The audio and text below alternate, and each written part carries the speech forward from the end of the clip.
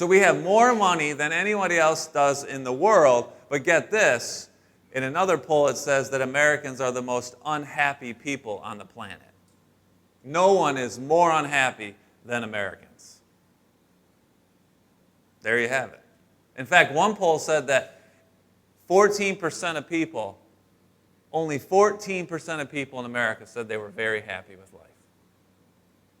That's abysmal, isn't it? In fact, here's one that'll shock you, maybe not. Antidepressant use in the last decade in America is up 400%. If you go after the money, it doesn't make you happy. That's what the typical American does.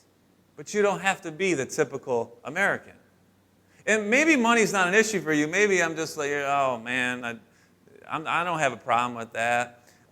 Maybe you're unhappy with something else in your life. Maybe there's something else going on that you're not satisfied. Maybe it's your house that you live in. Maybe it's the car you drive or the job that you have. Maybe it's your spouse. Maybe it's your kids. Maybe it's your friends. I know it's not your pastor. I won't even ask. I get it. You're totally satisfied with them. But what are you dissatisfied with? What is it that's stealing your joy? You see, that's kind of the first step. You need to identify what it is.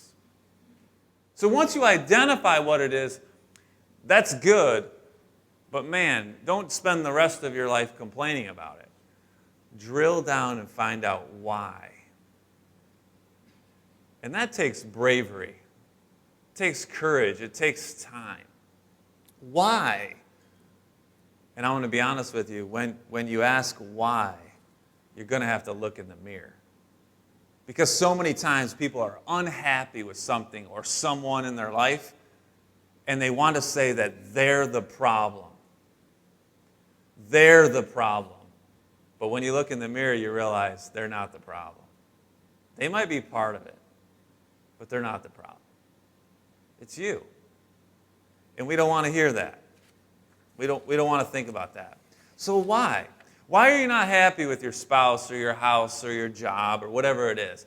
And here's a good question to ask if you want to really drill down and find out why. What is the core need in your life that's missing?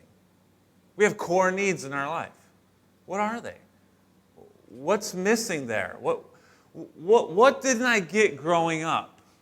One of the best books I've ever read is Fathered by God. The stages of life we go through as men. What did I not get growing up? What did I miss? What's the core need there? Why am I doing what I'm doing? Why am I not happy? Was it a core need that's missing? Why could be what sinful desire that you keep the flesh. We keep trying to feed the flesh to make us happy, right? We saw that in Galatians 5 and the fruit of the Spirit a couple weeks ago. What is this sinful thing in me that keeps coming up, that I'm trying to feed and trying to satisfy, and it's not happening? Why? Find out why. What expectations are that you have of whatever is totally unrealistic? Maybe you're not happy with your spouse and you have these expectations of them, and they're not realistic. You got to find out why. You really got to get down there and dig it out, because if you don't, you're just going to end up complaining about it. And you'll go to whoever will listen, and you'll bend their ear and complain and complain and complain. And when they get tired of hearing you complain, you'll go to somebody else. But if you drill down and find out why, now we can begin to heal. We can begin the process of being content.